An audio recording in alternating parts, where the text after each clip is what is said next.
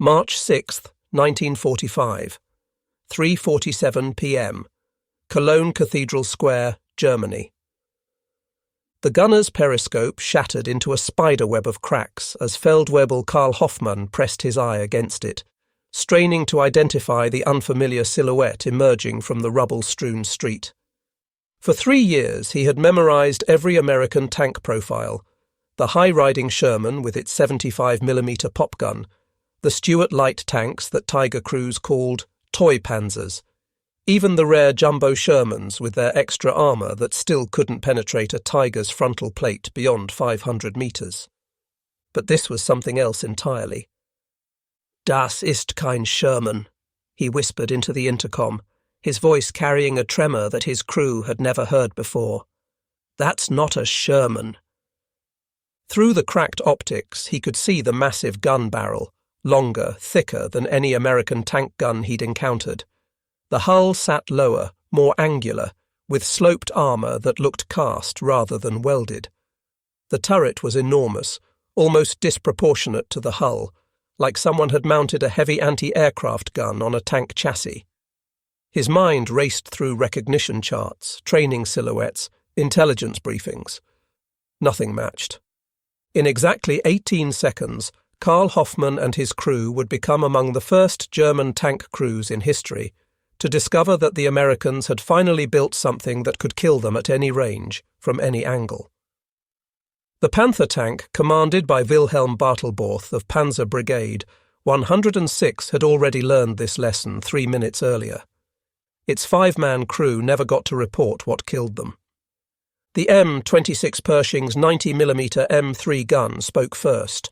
The armour-piercing round travelled at 853 metres per second, crossing the 120 metres between the two tanks in less time than it took Hoffmann to blink. The projectile struck the Panther's frontal armour at the turret face. The 100mm armour plate, which had deflected dozens of Sherman rounds in France and Belgium, split under the impact. The 90mm shell, still carrying tremendous kinetic energy, continued through the crew compartment before detonating. The mathematics of Allied victory were being written not in battle plans, but in production statistics and battlefield encounters that would shatter every assumption these soldiers carried about their enemies, their homeland, and their cause. The story of German tank superiority had been written in steel and blood since the Tiger I first rumbled into combat at Leningrad in August 1942. For 2.5 years, German heavy tank crews had lived inside machines that seemed to violate the fundamental rules of armoured warfare.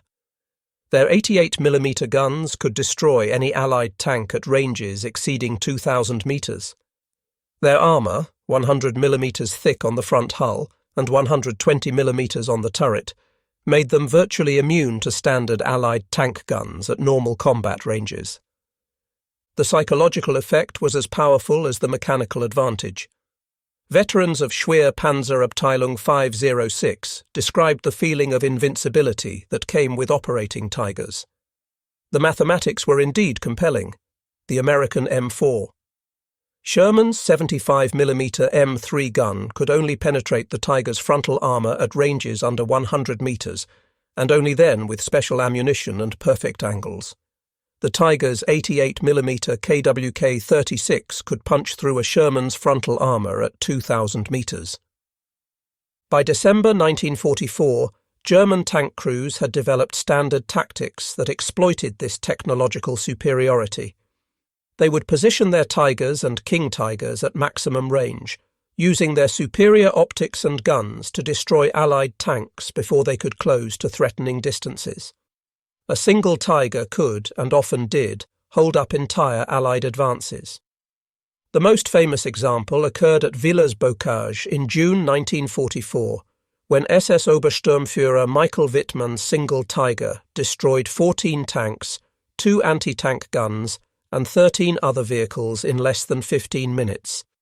Though Wittmann himself would die in August 1944, months before the Pershing arrived. This superiority created a profound psychological advantage that extended beyond the battlefield. Allied tank crews developed Tiger fever, often mistaking any German tank for a Tiger and reporting far more Tiger encounters than actually occurred. Meanwhile, German heavy tank crews developed an almost mystical belief in their invulnerability, painting kill rings on their gun barrels like fighter aces. But unknown to these confident crews, 8,000 kilometers away in the Detroit tank arsenal, American engineers had been working since September 1942 on a project designated T-26. They were building something that would shatter the myth of German tank invulnerability. The journey to the M26 Pershing began with a bitter realization. American tank design had fallen dangerously behind. The M4 Sherman, which formed the backbone of American armoured forces, had been designed in 1941, when the most dangerous German tank was the Panzer IV with its short 75mm gun. By the time Shermans faced Tigers in Italy and Normandy, they were outclassed in every category that mattered: armour, firepower and effective range. The Pershing development programme represented a crash effort involving 14 major contractors, 300 subcontractors, and over 50,000 workers across 22 states. Fischer Body Division of General Motors, which had been producing Sherman tanks at its Grand Blanc arsenal in Michigan, received orders to immediately retool for the new heavy tank. The changes were staggering: new casting techniques for the turret, entirely different transmission systems, and most critically the integration of the 90mm gun that had previously been used only in tank destroyers and anti-aircraft roles. The 90mm M3 gun was a marvel of American engineering. Developed from the successful 90mm anti-aircraft gun, it fired a 24-pound armour-piercing round at velocities exceeding 2,800 feet per second. The standard M82 APC round could penetrate 119mm of armour at 500 yards, enough to punch through a Tiger's frontal armour at combat ranges. The newer T-30E16 HVAP round, with its tungsten carbide core, could penetrate 221mm at the same range, enough to threaten even the mighty King Tiger. The development was shrouded in unprecedented secrecy. Workers at the Fischer tank arsenal were told they were building an improved Sherman variant. Components were manufactured in separate facilities to prevent anyone from understanding the complete design. When the first 20 Pershings were sent to Europe in January 1945, they were listed as heavy maintenance equipment and covered with tarps. January 15, 1945. New York, port of embarkation. Under cover of darkness and heavy security, the first 20 M26 Pershings were loaded onto ships bound for Europe. Each tank was wrapped in waterproof covering and labelled with false shipping codes. The crews selected to operate them had been training in isolation at Fort Knox since November, sworn to secrecy under penalty of court-martial. The crossing took 11 days through U-boat-infested waters. The Pershings were positioned in the ship's holds behind rows of regular Shermans, hidden even from most of the ship's crews. The tank crews spent the voyage studying German armour recognition charts and practicing their cover story. They were replacement crews for standard Sherman units. The Pershings arrived at Antwerp on January 26, 1945, again under cover of darkness. They were immediately transported by special trains to the 3rd Armoured Division's maintenance area near Düren, Germany. Here, the crews conducted final preparations, while Division Commander Major General Maurice Rose personally briefed battalion commanders on the new weapon. February 25, 1945. The first 4 Pershings were assigned to the 3rd Armoured Division's push toward the Rhine. They were distributed 1 per task force, hidden among regular Sherman companies with strict orders to avoid combat unless engaging German heavy tanks. The crews painted them with standard olive drab and added unit markings to make them blend in, though their longer guns and lower profiles made them distinctive to trained eyes. The German intelligence failure was complete. Despite having one of the most effective intelligence services of the war, the Wehrmacht had no idea the Pershings existed. German commanders believed Americans had chosen quantity over quality as a permanent doctrine, unable to conceive that American industry could pivot to producing heavy tanks while maintaining Sherman production. February 26, 1945, near Elsdorf, Germany, marked the first Pershing combat loss. The T-26E3, nicknamed Fireball, was knocked out by a Tiger I in a close-range ambush. The Tiger's 88mm round struck the Pershing's gun mantlet, killing the gunner and loader. However, the Pershing was repaired and returned to service on March 7th, a testament to American recovery and maintenance capabilities. Over the next week, scattered reports began reaching German headquarters about encounters with an unidentified American tank with a longer gun and heavier armour than the Sherman.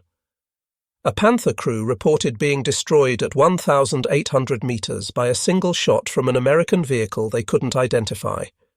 Most disturbingly, every report mentioned the same detail: a gun that appeared significantly longer and larger than the standard Sherman's 75mm. March 6, 1945. The battle at Cologne Cathedral would become the most documented tank duel of World War II, captured on film by Signal Corps cameraman Jim Bates. The day began with German forces positioning remaining tanks around the cathedral square. Wilhelm Bartelborth, commanding a Panther from Panzer Brigade 106, felt confident despite the American approach. The square's open space gave clear fields of fire, and their positions behind rubble provided partial hull cover. At 15:20 hours, Bartelborth spotted movement near the destroyed Geryon Hotel. Through his periscope, he saw what he initially reported as an unusual Sherman variant with an extended gun. He ordered his gunner to engage at 300 metres, point-blank range for a Panther's high-velocity 75mm gun. The Panther fired first, its round striking the approaching tank's frontal armour, but instead of penetrating, the shot ricocheted upward in a shower of sparks. Bartelborth had exactly 3 seconds to process this impossibility before the return shot arrived. Staff Sergeant Robert Earley, commanding the Pershing nicknamed Eagle 7, had already acquired the Panther in his gun sight. His gunner, Corporal Clarence Smoyer, centred the crosshairs on the Panther's mantlet and fired.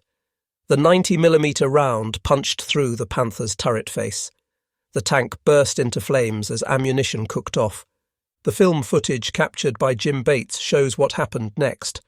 Another German tank nearby, accounts vary whether it was a Tiger or another Panther, attempted to engage but was also destroyed by the Pershing with a single frontal shot. The engagement lasted less than 5 minutes, but demonstrated conclusively that American tanks could now match German armour in firepower.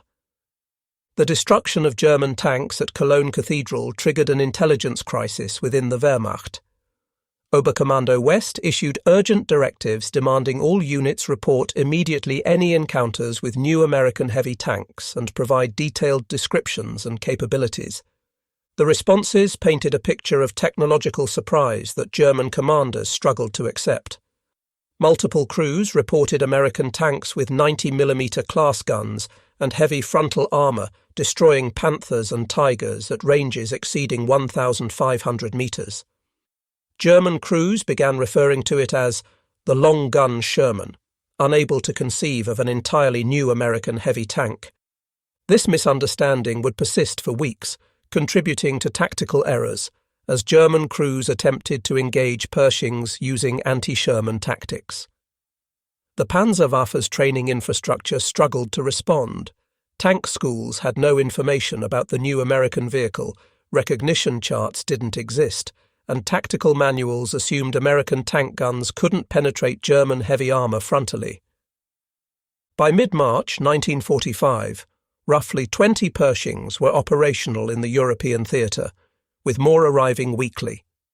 While this number seems insignificant compared to the thousands of Shermans in service, the psychological impact far exceeded the mathematical ratio. German tank crews, accustomed to engaging Shermans with impunity, now approached every engagement with uncertainty. The kill ratios tell part of the story. In the limited engagements where Pershings faced German armour, they achieved positive results, though the sample size of only 20 tanks in combat makes statistical analysis problematic. What mattered more was the uncertainty. German crews couldn't distinguish Pershings from Shermans at distance, creating hesitation in every engagement. Production mathematics were even more significant. While Germany struggled to produce 100 tanks per month by early 1945, American factories had produced 2,202 M26 tanks by war's end, with Fischer Body's Grand Blanc arsenal alone completing 1,739 units. German crews who learned about these production rates through interrogations or captured documents realized they weren't just facing a technically capable opponent, they were facing one that could replace losses at rates Germany couldn't match even at its peak. The capture of damaged Pershing components and examination of knocked-out vehicles provided German engineers and tank crews with their first close look at American heavy tank engineering. What they discovered challenged every assumption about American tank design. The cast turret was a single piece, requiring manufacturing capabilities Germany had never developed for such large components. The Ford GAF V8 engine produced 500 horsepower, while maintaining reliability German engines couldn't achieve. The transmission included advanced features that seemed impossibly complex, yet functioned smoothly. German technical officers reported that this wasn't simply an upgunned Sherman as initially assumed. Every component represented advanced engineering. The gun stabilization system allowed accurate fire while moving, something German Tigers couldn't do. The power traverse could rotate the turret 360 degrees in 15 seconds. The optics equaled German quality. The examination revealed details that particularly affected German crews' morale. The interior was spacious compared to German tanks, with better crew ergonomics. The ammunition storage included wet stowage systems to prevent fires, a feature German tanks desperately needed but lacked. Even small details like padded surfaces and interior lighting showed attention to crew comfort that German designs had sacrificed. The knowledge of American heavy tank capability spread through the Panzerwaffe rapidly, affecting morale that had already been weakened by constant retreat and material shortages. Tank crews who had maintained their fighting spirit despite overwhelming odds now faced a different reality. The Americans had eliminated their last advantage. German tactical doctrine had been built on the assumption of technical superiority, compensating for numerical inferiority. Defensive positions were chosen based on Tigers and Panthers being able to engage American armor at ranges where return fire was ineffective. Offensive operations assumed German heavy tanks could punch through American positions with acceptable losses. Both assumptions were now questionable. The psychological impact was reflected in increasing reports of mechanical breakdowns that resulted in tank abandonment. Crews who would previously have attempted field repairs under fire now declared vehicles irreparable at the first mechanical issue. Tank recovery vehicles reported finding abandoned German tanks with minor problems, loose tracks, empty fuel tanks, thrown treads, that crews would have routinely fixed weeks earlier. As American forces pushed toward the Rhine in late March 1945, German tank crews found themselves in an impossible position. They were ordered to hold bridgeheads against American advances, but they no longer knew what they were facing. Every engagement became a lethal gamble. Were those Shermans or Pershings approaching? The pattern repeated across the front. German tanks that had once stood their ground now withdrew at first contact. Defensive positions that should have held for days collapsed in hours. The material impact of 20 Pershings among thousands of American tanks was minimal, but the psychological impact was paralyzing. April 1945 saw the complete breakdown of German armoured resistance in the West. Units that still possessed operational tanks often refused to engage American armour without guarantee that no Pershings were present.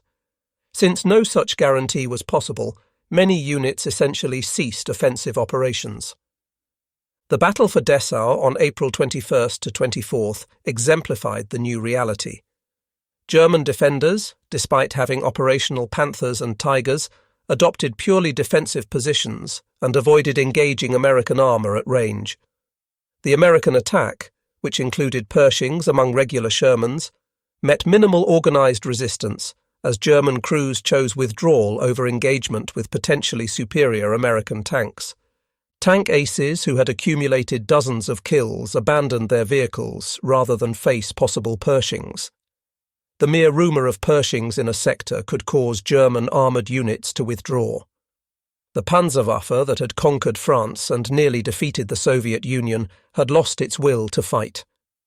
As German resistance collapsed in late April and early May 1945, thousands of German tank crew members became prisoners. Their interrogations, conducted by US Army intelligence officers, revealed the profound impact of discovering American heavy tank capability. Veterans consistently reported that learning about American heavy tanks represented a psychological breaking point. For 3 years, they had operated under the assumption of technical superiority.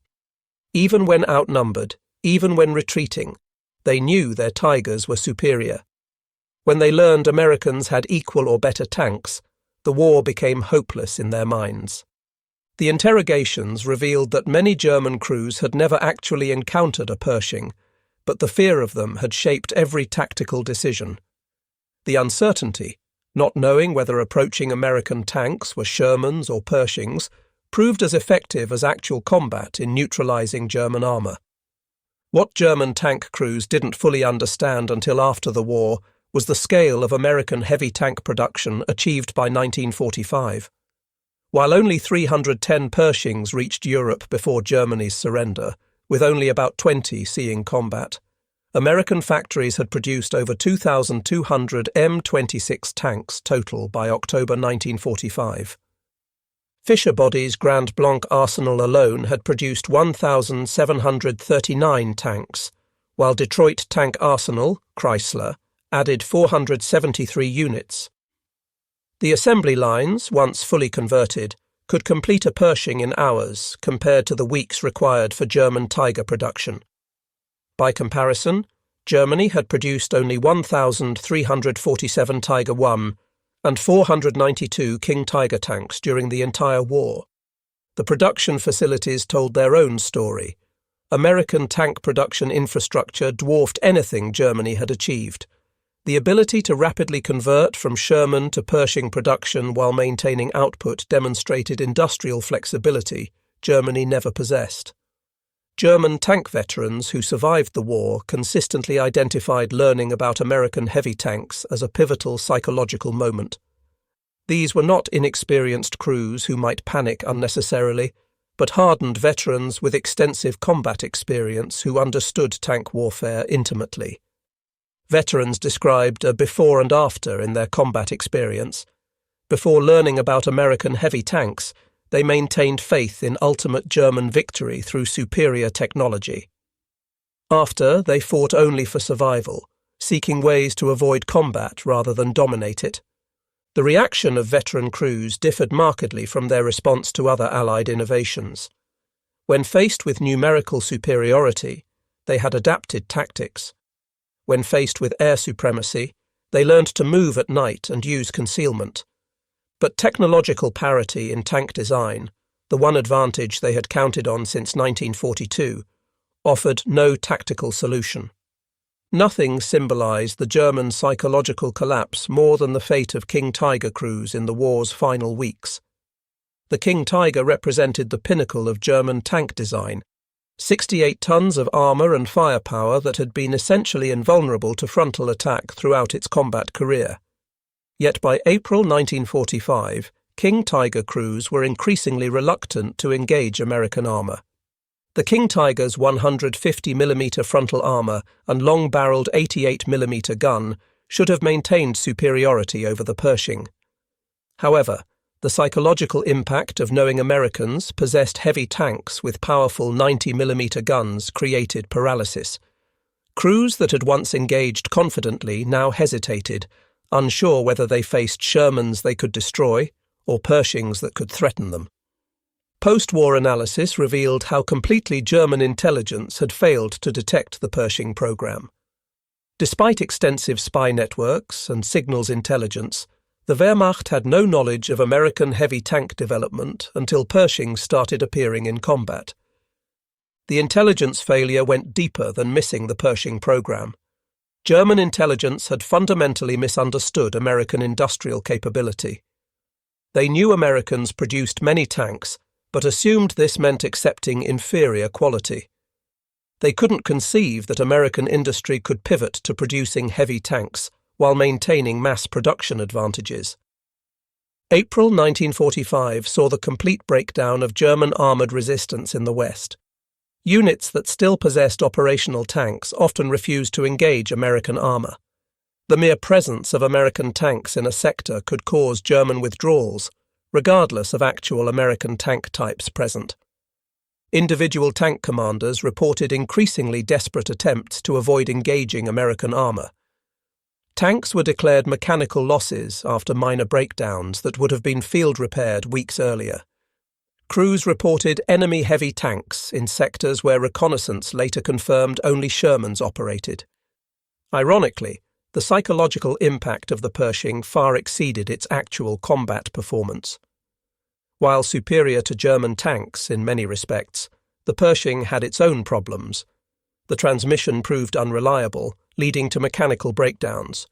The gun, while powerful, had a slower rate of fire than German 88mm guns. The armour, though well sloped, was actually thinner than King Tiger armour. In purely technical terms, the Pershing was roughly equivalent to a Panther, superior in some aspects, inferior in others. It was not the super tank that German crews imagined. But the psychological impact didn't depend on technical reality. It depended on the shattering of German assumptions about American capabilities. Statistical analysis is problematic given that only about 20 Pershings saw actual combat. The limited sample size makes claims of specific kill ratios meaningless. What mattered was not statistical superiority, but psychological impact. German crews believed Americans had achieved tank parity or superiority, and this belief shaped their actions more than actual tank capabilities. The presence of Pershings accelerated German surrenders in the war's final weeks. Tank crews who might have continued fighting with Tigers and Panthers against Shermans chose surrender when facing possible Pershings. The psychological calculation was simple. Fighting Shermans with superior German tanks offered survival chances. Fighting potentially equal American tanks offered only death. The phenomenon repeated across the front. German tank crews, once among the most determined fighters in the Wehrmacht, became increasingly likely to surrender. US Army intelligence noted that by late April, German tank crew prisoners often arrived at collection points before infantry from the same units, a reversal of previous patterns where tank crews fought to the last. Remarkably, German tank units transferred from the Eastern Front, where they still faced Soviet tanks they could dominate, experienced severe psychological shock when learning about American heavy tanks. These units arrived confident in their technological superiority, only to discover that advantage might not exist against American forces. Schwerpanzerabteilung 503, transferred from the Eastern Front in March 1945, had destroyed hundreds of Soviet tanks, including the newest T-3485s and IS-2s. The crews considered themselves invincible. Within weeks of arriving in the West, the unit's effectiveness declined dramatically after reports of encounters with American heavy tanks. The contrast between Eastern and Western Front experiences created cognitive dissonance. Crews couldn't reconcile still dominating Soviet armour while potentially being matched by American tanks. The realization that Americans might have surpassed Soviet tank development while maintaining massive numerical superiority created a sense of facing an unstoppable force. As more German crews learned about Pershing capabilities through combat reports and intelligence briefings, technical details spread through the Panzerwaffe. Each new piece of information further affected morale. The stabilized gun system, the advanced transmission, the crew comfort features, all suggested American engineering had not just caught up, but potentially surpassed German design. The discovery that Pershing tanks included infantry telephones on the rear hull, allowing infantry to communicate directly with tank crews, demonstrated American attention to combined arms operations that German tanks lacked. The wet ammunition storage that prevented catastrophic explosions showed American concern for crew survival that German designs had ignored. Each technical detail reinforced a growing realization. Americans hadn't just matched German tank design, they had potentially improved upon it in ways German engineers hadn't considered. The psychological impact was significant for crews who had been told for years that German engineering was inherently superior.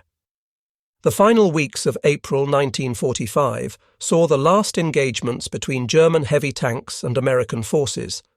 These battles demonstrated the complete reversal of psychological dominance. Where Tiger crews had once stalked Shermans with confidence, they now fought with desperation and uncertainty. German doctrine called for engaging the most dangerous threat first, but identification uncertainty paralyzed decision-making. Crews hesitated, trying to identify whether approaching tanks were Shermans or Pershings, losing crucial first-shot opportunities. This hesitation often proved fatal, regardless of the actual American tank type. Post-war analysis by military historians revealed the significance of the Pershing's psychological impact on German armoured forces.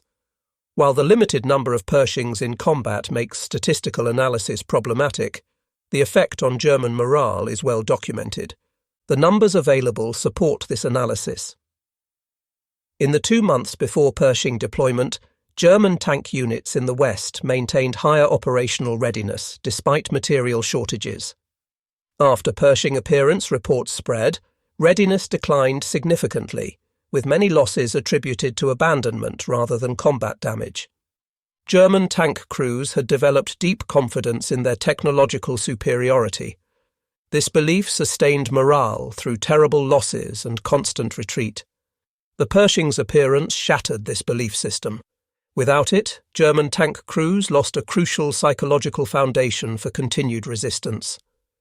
In the decades after the war, German tank veterans consistently identified learning about American heavy tanks as the moment they knew the war was truly lost. At reunions and in memoirs, the theme repeated. Technological superiority had been their last hope, and the Pershing destroyed it. Veterans consistently described the psychological impact of discovering that American workers in Detroit had built tanks that could match German Tigers. The industrial democracy they had been taught to despise had achieved technical parity while maintaining overwhelming production advantages. This realization proved more demoralizing than military defeats. What German crews never fully learned during the war would have destroyed any remaining morale. The Pershing was just the beginning of American heavy tank development. The T-26E4 Super Pershing, with its enhanced 90mm gun, saw limited production of 25 units, with one reaching combat in Europe. The T-26E5, with increased armour up to 279mm thickness, existed in 27 prototypes. Beyond these, the T-29 heavy tank with a 105mm gun was in prototype phase. The T-30 with a 155mm gun existed in development. American tank design hadn't just caught up, it was accelerating past German capabilities while maintaining production advantages Germany never possessed. The production infrastructure told the real story. By April 1945, American tank production facilities covered over 50 million square feet of factory space. The Detroit tank arsenal alone exceeded much of German tank production infrastructure. Fischer Body had retooled entire automobile plants for tank production in months, a feat German industry never achieved. Beyond tactical and technical impacts, the Pershing created a moral crisis for German tank crews. They had been told they were fighting for German technological and racial superiority. The appearance of superior American tanks built by what Nazi propaganda called mongrel races challenged the ideological foundation of their fight. The cognitive dissonance was particularly severe for Waffen-SS tank crews, who were selected for ideological reliability. These men had accepted Nazi racial theory as justification for their actions. The Pershings' existence challenged the entire worldview that had sustained their fighting spirit. If Americans could build superior tanks, what did that say about racial superiority theories? The final accounting of Pershing impact reveals a complex story. In total, 310 Pershings reached Europe before Germany's surrender, but only about 20 saw actual combat. This limited deployment makes specific kill ratio claims statistically meaningless. What mattered was not how many German tanks Pershings destroyed, but how their mere existence affected German morale and tactical decision-making. German records show significant increases in tank abandonments in sectors where Pershings were rumoured to operate. Crew surrenders increased markedly after Pershing deployment became known. Operational readiness in Panzer units dropped significantly, though multiple factors contributed to this decline.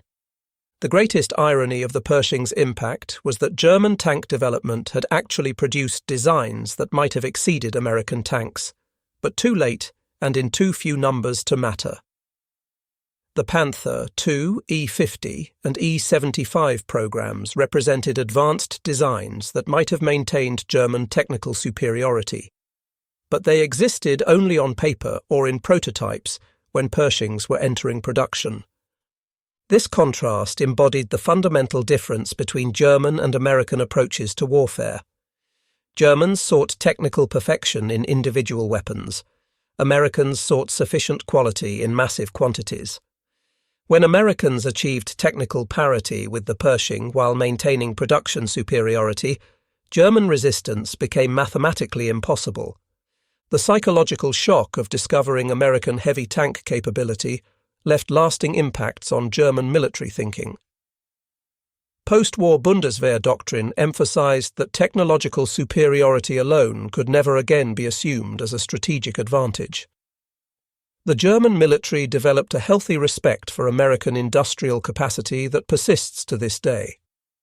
Many German veterans who emigrated to America after the war cited the industrial might they witnessed, symbolized by the Pershing, as a factor in their decision. If America could produce such weapons while maintaining democratic freedoms and prosperity, perhaps the American system was worth embracing. Today, surviving Pershings stand in museums worldwide, silent testimony to American industrial achievement. At the Patton Museum at Fort Knox, a Pershing stands beside a captured King Tiger. The placard notes their rough technical equivalence, but doesn't capture the psychological revolution the American tank created. German veterans visiting these displays often reflected on the shock of discovering American heavy tank capability. The Pershing represented more than a weapon. It symbolized American industrial capacity finally focused on matching German quality while maintaining quantitative superiority. The full impact of the Pershing can be understood through verified numbers that tell the story of psychological warfare. German tank crew morale notably declined after reports of American heavy tanks spread. Only 20 Pershings saw combat, making specific kill ratios statistically meaningless. 310 Pershings reached Europe before VE Day. 2,202 total M26 tanks were produced by October 1945. German production: 1,347 Tigerwaffe and 492 King Tiger tanks during the entire war. Fischer body alone produced 1,739 Pershings. Chrysler added 473. These numbers reveal that the Pershing's psychological impact far exceeded its limited combat deployment. The knowledge that Americans could mass-produce heavy tanks while Germany struggled to maintain existing vehicles proved as demoralizing as actual combat losses. The last verified German tank versus Pershing engagement occurred in late April 1945 as the war drew to its close. By then, the psychological damage was complete. German tankers who had entered the war supremely confident in their technological superiority ended it discovering that American industrial democracy had matched their best efforts. The story of German tankers discovering the Pershing's capability provides timeless lessons about warfare, psychology, and industrial capacity. It demonstrates that technological superiority alone cannot sustain military effectiveness without the industrial base to support it. More fundamentally, it shows how psychological factors can outweigh material ones in warfare. The Pershing's psychological impact far exceeded its actual combat presence. 20 tanks contributed to breaking the spirit of the once proud Panzerwaffe, not through overwhelming combat victories, but through shattering the myth of German technical superiority. The German tankers, who had entered the war supremely confident in their technological superiority, ended it discovering that American industrial democracy had matched and potentially exceeded their best efforts. The psychological journey from hunters to hunted, from superior to potentially inferior, occurred in just 8 weeks, from the first Pershing combat in late February to Germany's surrender in early May. The Pershing's true victory wasn't measured in destroyed German tanks. With only 20 in combat, statistical analysis is impossible, but in destroyed German certainty. Tank crews who had fought against overwhelming odds for years, sustained by faith in their technological edge, lost that faith when American heavy tanks appeared. In the end, the M26 Pershing accomplished what thousands of Shermans couldn't. It contributed to breaking the German tankers' spirit. Not through overwhelming numbers or superior tactics, but through the simple, devastating proof that American engineering had caught up. The long gun that German crews saw through their periscopes in those final battles wasn't just a weapon. It was the end of an era. German tankers never knew the American Pershing had a 90mm gun capable of killing their Tigers until those guns spoke in combat. When they did, the myth of German invincibility died. The hunters had become the hunted, and they knew it. In that knowledge lay the psychological collapse that helped end the war in Europe. The Pershing stands as testament to a fundamental truth of warfare. Technological superiority is temporary, but industrial capacity and democratic innovation endure. German tankers learned this lesson in the hardest possible way, staring down the barrel of an American 90mm gun that proved American democracy could produce weapons equal to anything German totalitarianism had created, even if in limited numbers that made their psychological impact far exceed their statistical significance.